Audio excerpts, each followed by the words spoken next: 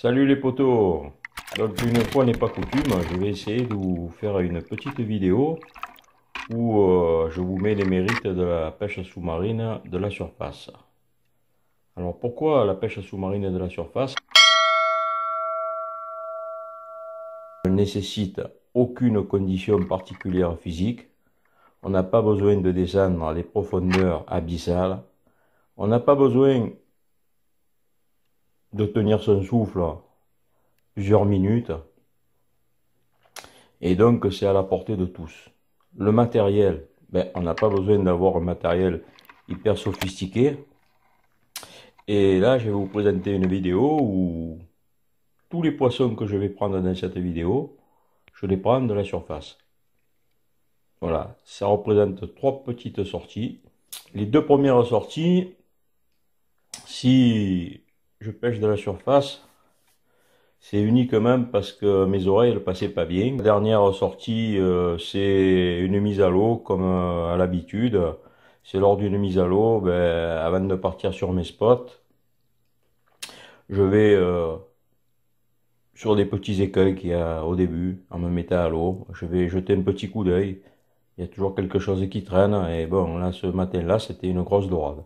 Il faut se mettre à l'eau avec le matériel qu'on a le plus l'habitude de chasser. Un harpon de base. Là, si je chasse au cargun, c'est parce que quand je me mets à l'eau régulièrement, j'ai mon cargun parce que je me mets pas à l'eau pour pêcher de la surface. Hein.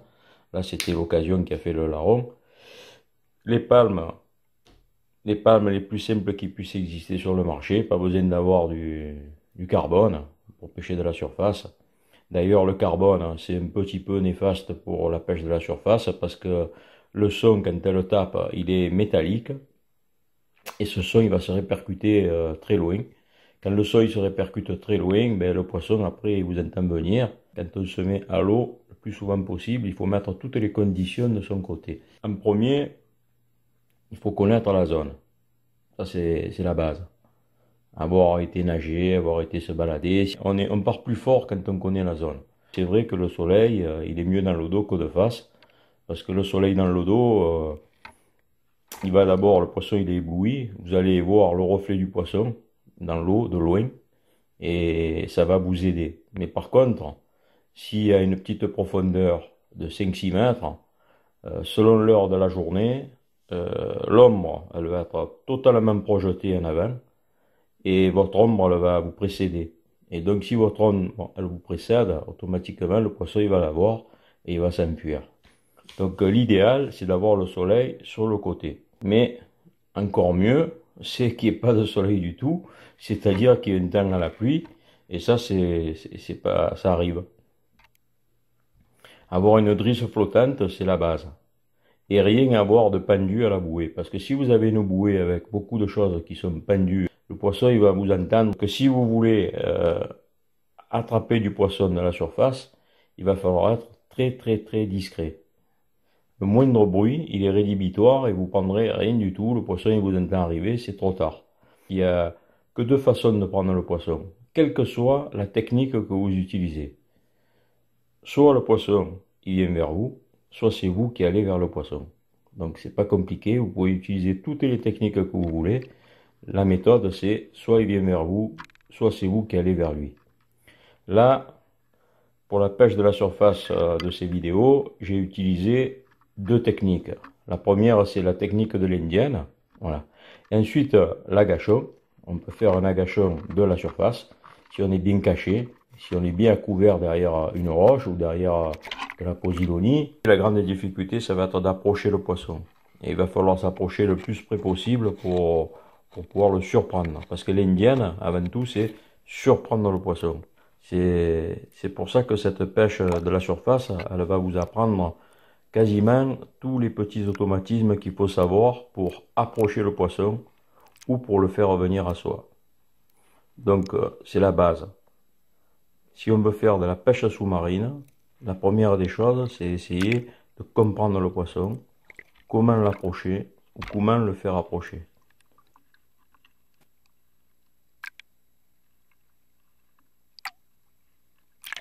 Ah, j'oubliais. Si vous n'êtes pas abonné, c'est le moment de vous abonner. D'ailleurs, Ça va m'encourager à faire d'autres vidéos. Et surtout, n'oubliez pas de me poser toutes les questions que vous avez envie ou des choses que j'ai pas évoquées dans la vidéo. Et je m'engage à répondre à toutes vos questions. Voilà, c'est parti pour un tour. Et là, ça démarre direct à la mise à l'eau d'entrée. Voilà, je soigne ma mise à l'eau, toujours. Parce qu'en se mettant à l'eau le matin très tôt, ben on peut faire de belles rencontres. Donc là, j'observe. J'avance doucement sans bruit.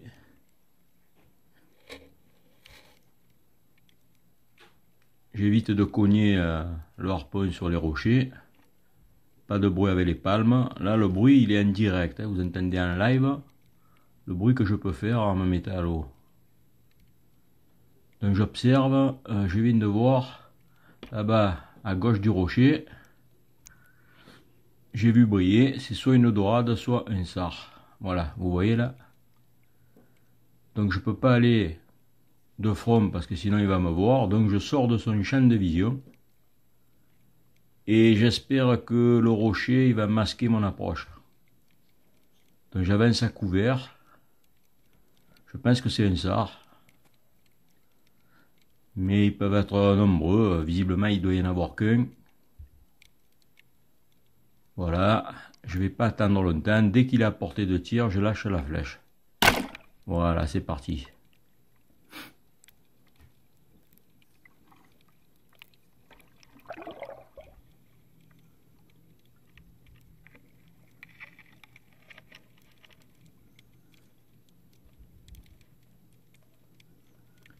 Voilà, embroché le sard.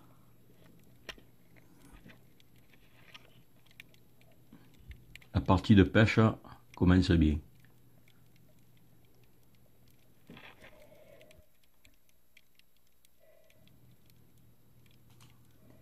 La pratique de l'indienne, c'est une technique de pêche. Et ça n'a rien à voir avec la profondeur à laquelle on pêche. Bien maîtriser la pratique de l'indienne et vous pourrez la pratiquer à n'importe quelle profondeur. Là, je la pratique de la surface. Donc je charge le harpon, là je suis au deuxième cran, avec j'ai mis le laser au premier cran, pour pas qu'il pendouille. Donc ma progression elle est toujours sans bruit. Et j'aborde les rochers comme s'il y avait un poisson chaque fois derrière, même si je ne l'ai pas vu. Donc là il y a un clapotis au bord, ce clapotis il va faire en sorte qu'il va couvrir mes erreurs. Si éventuellement je tape le fusil, légèrement, ou alors que je fais un bruit avec les palmes, eh bien, ça sera couvert par le clapotis de la mer. Ça aide bien, le petit clapotis il aide bien. Donc là j'arrive, il y a peut-être un poisson derrière, donc la caméra le filme dessous, mais moi j'ai déjà une vue supérieure qui me permet de voir qu'il n'y a rien du tout derrière le rocher. Donc là entre les deux il n'y a rien. Il y a le gros rocher, donc il est fort possible qu'il y ait un poisson derrière. Alors surtout pas avancer la pointe. Donc vous allez voir, je la mets légèrement sur le côté pour pas qu'elle avance avant ma tête. Donc là j'ai repéré le poisson, je ramène ma flèche sans qu'elle dépasse du rocher. Donc je l'ai repéré. Je vais faire un petit bruit là, vous avez vu, j'ai fait une erreur. Mais le poisson l'a pas entendu. Il est là. Il a senti ma présence, mais c'est trop tard.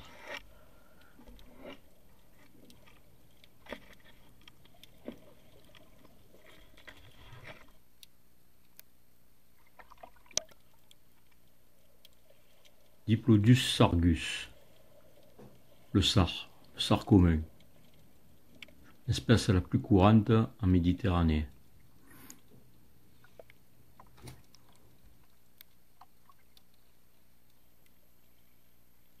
Le clapotis au bord, ben, il évite de me faire entendre.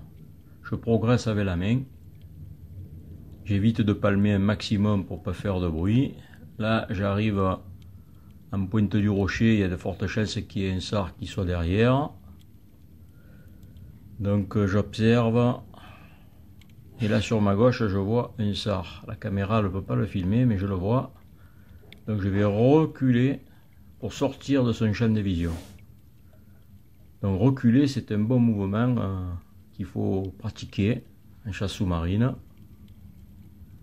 Et là vous allez le voir, on va le voir arriver en pleine eau. Moi j'ai caché mon arbalète de champ de vision, là je ressors, il est à bout portant quasiment. Bim. Voilà. Donc il faut savoir que le sard commun de Méditerranée, il a une maille légale. Comme dans toutes les mers, tous les poissons ils ont une maille légale. Là lui c'est 23 cm. En général j'essaye de tirer un peu plus que 23 cm. Et surtout n'oubliez pas de couper la caudale pour être en règle avec les autorités. Là vous voyez la caudale elle est coupée.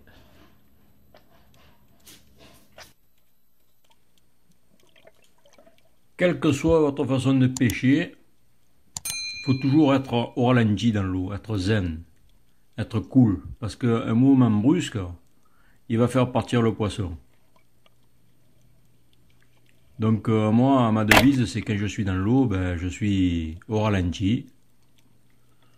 Et en général, ça fonctionne pour toutes les façons de pêcher, aussi bien en profondeur qu'entre deux eaux, à la gâchon et à l'indienne. Le mulet en Méditerranée, il n'a pas vraiment une taille légale. Je crois qu'en Atlantique, c'est autour de 30 cm, mais bon, tirer un mulet de 30-35 cm, c'est la base. Vous pourrez trouver tous ces éléments sur le lien dans la description de ma vidéo. Alors, toujours la même technique d'approche. Je m'aide avec la main. Et là, vous allez voir un bel exemple de tir à la volée. Bon, une fois sur deux, on peut le louper.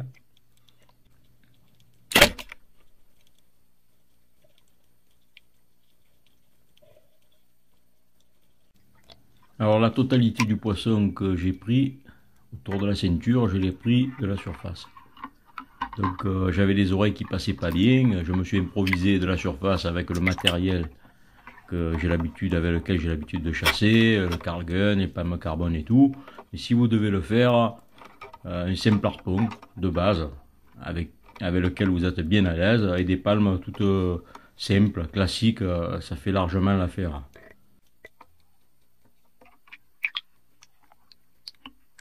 Alors là, le fameux agachon de la surface. Derrière cette pointe là, j'ai repéré quelques sards. Mais si je me dirige vers eux, comme ils sont nombreux, il y a toujours un qui me verra, qui va déguerpir. Et donc je décide de me poster derrière le rocher qui me masque, donc, et d'attendre un moment propice où il y a un poisson qui va se détacher du relief. Donc j'attends, j'essaye de faire le moins de bruit possible. Là, il y a une bande de saupe qui vient perturber mon agachon. Il faut surtout pas bouger parce que les saupes, ben, elles donneront l'alerte et tout le monde va partir, il n'y aura plus rien. Donc j'attends, je laisse passer le troupeau. Visiblement, ben, elles s'en vont toutes seules, tranquillement. Donc les sards, la caméra ne peut pas les filmer, mais moi je les vois. Là, il va y avoir un petit moment où la caméra a réussi à les filmer. Vous allez les voir légèrement sur la gauche. Moi je cache toujours le harpon. Voilà, ici, là, ils sont sur cette pointe. Ils sont juste derrière. Donc j'attends. L'arbalète, elle fait un petit peu de bruit, mais il y a de la houle. C'est assez compliqué. Je reste toujours à couvert des rochers pour pas être vu. Parce qu'en plein eau, là, on est face au large, on est en plein eau, il peut y avoir autre chose qui vient me rendre visite. Donc on est très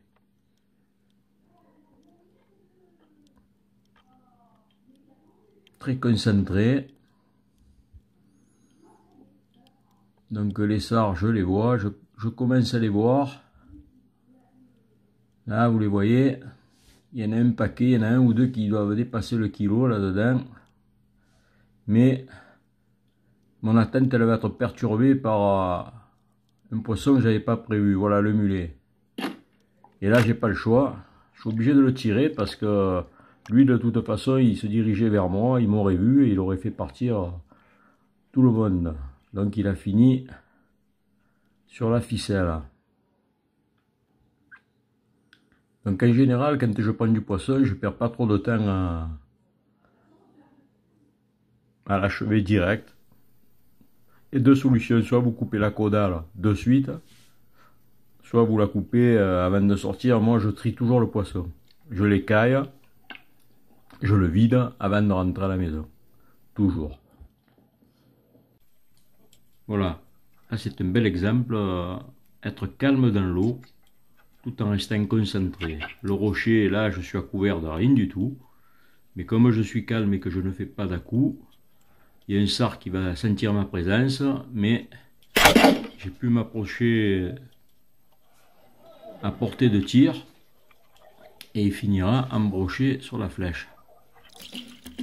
Voilà. C'est un peu une façon de pêcher, un peu comme le requin en pleine eau. C'est vraiment au dernier moment que la proie, elle voit le requin, mais c'est trop tard. J'ai rien inventé. Voilà, là je me dirige calmement, sans me faire de bruit, toujours discret. Là j'ai vu briller, le soleil il a envoyé un éclat. Je sais qu'il y a un poisson, il est là mais je ne l'ai pas localisé exactement. Donc j'avance doucement, très doucement. Et vous allez voir, je vais le dépasser le poisson, mais comme je suis calme, je vais pouvoir rectifier le tir. Voilà. Un joli sard. Surtout pas tirer d'une façon perpendiculaire au rocher, parce que ce serait rédhibitoire pour la flèche. Donc là, la flèche, elle a fusé. C'était à bout portant, mais la flèche, elle a quand même fusé. Et j'ai pas esquinté le matériel, parce que si vous tirez quand le poisson, quand la flèche elle est perpendiculaire au rocher, vous avez la certitude de bousiller votre sortie. La flèche, elle résiste pas. Voilà, un beau spécimen. Là, avec la scène qui va suivre, j'essaie de vous faire voir un petit peu tous les cas de figure qu'il peut y avoir en pêche de la surface.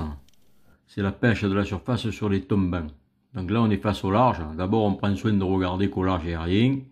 Et là, sur le tombant, là, vous voyez, il y a un sard. Alors là, c'est la pêche idéale, parce que la flèche, elle risque absolument rien. Et le poisson, il est bien perpendiculaire au rocher. Et on a vite fait de bien le viser pour l'attraper. Là, c'est un museau pointu. Lui aussi, il a une taille légale. Elle est plus petite que le sard commun. Mais bon, en général, les museaux pointus, on essaye de tirer des spécimens qui font autour de 30 cm. Parce qu'après, il finit quand même dans l'assiette. Et donc, tirer des museaux pointus, des petits museaux pointus, c'est pas très intéressant. Les meilleures zones pour pêcher de la surface, ça reste les endroits très découpés, les jetés, les digues. Mais cette pêche, on peut la pratiquer 5 à 10 minutes quand on se met à l'eau. Je fais la plupart de mes mises à l'eau de terre. Et je néglige jamais, quand je vois un écueil, d'aller jeter un petit coup d'œil. D'ailleurs, ce qui va suivre, c'est un bon exemple. Voilà, le jour il s'est levé depuis un petit moment, ça doit faire 10 minutes, mais le temps il est très couvert. Et la luminosité, elle va me gêner pour filmer la scène. Donc je suis désolé de vous donner des images foncées comme ça. J'ai éclairci un maximum. J'ai fait ce que j'ai pu. Voilà. Et si certains ont des capacités supérieures pour nettoyer ces images, ben, je suis preneur. Donc là, c'est la mise à l'eau. J'avance, j'ai repéré le poisson qui est à peu près une douzaine de mètres. Il est hors de portée, il y a deux grosses dorades. Donc je procède par petit agachon et indienne. Donc j'avance, dès qu'elles sont sorties du champ de vision, et dès que je les vois, donc elles peuvent me voir, je m'arrête.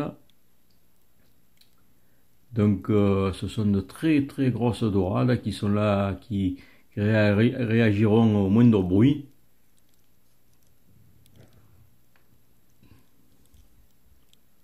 Donc j'avance sans bruit. Il y a un petit clapotis du matin qui couvre un peu éventuellement des erreurs que je pourrais faire, mais avec ce type de poisson, la moindre erreur, il s'en bat. Et peut-être que la luminosité, elle était aussi foncée, ça a dû aider aussi. Là voilà, là c'est la grosse. Je tente pas le doubler, même si j'aurais pu essayer, parce qu'avec ce genre de poisson, ben, on ne tente pas le doubler. Donc je me précipite dessus, j'ai pas visé la tête, j'ai visé le centre du corps pour assurer. Parce qu'avec une mémère aussi grosse, c'est de la louper, c'était... Voilà l'engin. Ifremer, ils ont fait des études où les dorades qui ont à peu près 10 ans, elles font 2 kilos. Donc celle-là, je peux vous dire qu'elle doit avoir pas loin des 18 ans. Et que des pièges, elle a dû en éviter. Des filets, des hameçons, des pêcheurs sous-marins. Donc c'est l'honneur pour moi.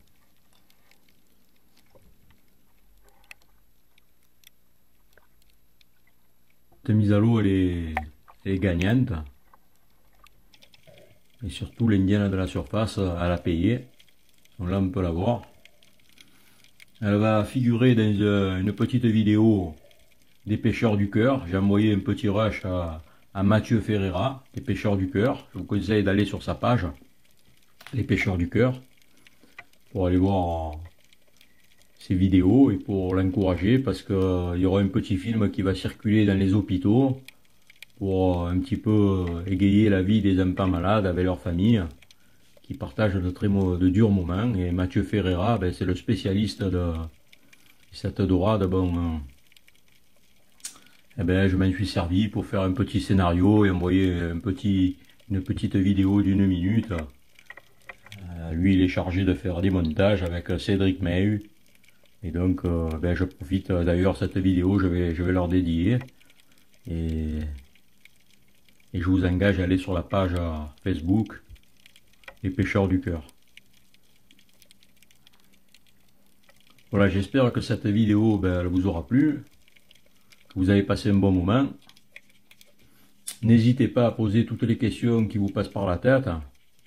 Si vous avez des doutes ou si vous n'avez pas compris certaines de mes explications, ou si j'ai oublié, voilà, donc des trucs qui vous interrogent, donc si je peux y répondre, j'y répondrai.